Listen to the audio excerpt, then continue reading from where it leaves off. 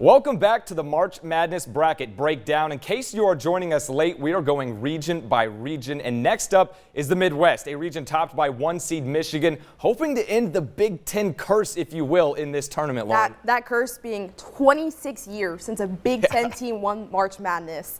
And it was actually Michigan State defeating Florida in 2000. So it's been a bit of a drought for the Big Ten, but with 9 teams for the Big Ten in the Big Dance, there's a chance that they could end that drought. And speaking of the Big Ten, the player to watch out for in the Midwest region is Michigan's Yaxel Lendeborg. Lendeborg is this year's Big Ten Player of the Year, averaging 14.6 points per game, 7 rebounds, and 3.2 assists for the Wolverines.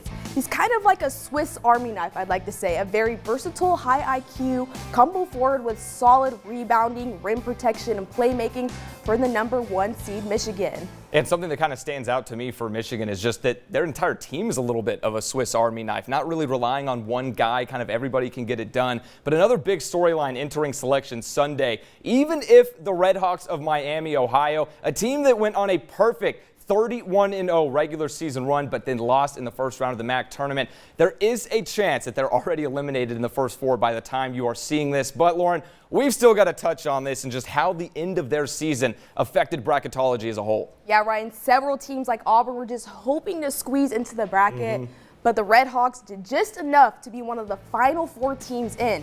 Now, depending on how you look at things, some people value strength of the record, in which Miami, Ohio ranks 269th in the nation. So not great, but 31-0, and it's a tough for the selection committee to ignore something like that, regardless of the level of competition. And the Redhawks were the first team to complete an undefeated regular season since Gonzaga did so in 2021. Yeah, I feel like it would have been criminal to not at least have Miami in that bracket, or Miami of Ohio, I should specify. And, you know, we've still got the South region headlined by the defending champion Florida Gators in the 1 seed, but way down the ranks in the 14th seed, we've got a potential bracket buster with, in my opinion, Lauren, one of the coolest names on any March Madness roster. I think I knew who you're talking about. TJ Power. I mean, if I was a play-by-play commentator, I'd have so much fun saying his name. I'd find any way to say his name. But speaking of Power, he is the player to watch out for in the South region. Power is a forward for Pennsylvania Quakers, averaging 16.8 points per game, 7.9 rebounds, and 2.4 assists. He's got power all over the court, blending perimeter scoring with toughness in the paint.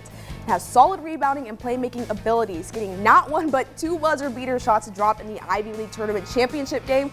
Let's just say Power can do it all. I like what you did there. TJ Power, he's got power in the, yep. No pun intended. All right, yeah, and that performance against Yale, you mentioned. Crazy game. 2 buzzer beaters in that championship, 44 points. That was something else. And now going back to Florida, we mentioned they got the job done last year. Kind of another big storyline after a dominant stretch in the latter half of the season. The question is, can the Gators get it done again? I mean, with being biased, I love the SEC. I kind of hope they can, but the last time the Gators were able to do that was in 2006 and 2007, so it's been some time. Been a while, yeah. And after falling to Vanderbilt 91-74 in the SEC tournament semifinals, the Gators could see Vandy again in the Sweet 16. The South region has a couple of teams that's going to put the #1 seed Florida to the test, including Houston. If both teams make it to the Elite 8, that is. But nonetheless, Florida is currently 26-7 overall, which is first in the SEC, has an elite front court, are looking for back-to-back titles, so they could have a mindset of defending their national title. Yeah, Lauren, and I feel like Florida is kind of a good example, just the way they've been playing these last couple of months, but they might have their work cut out for them because this really is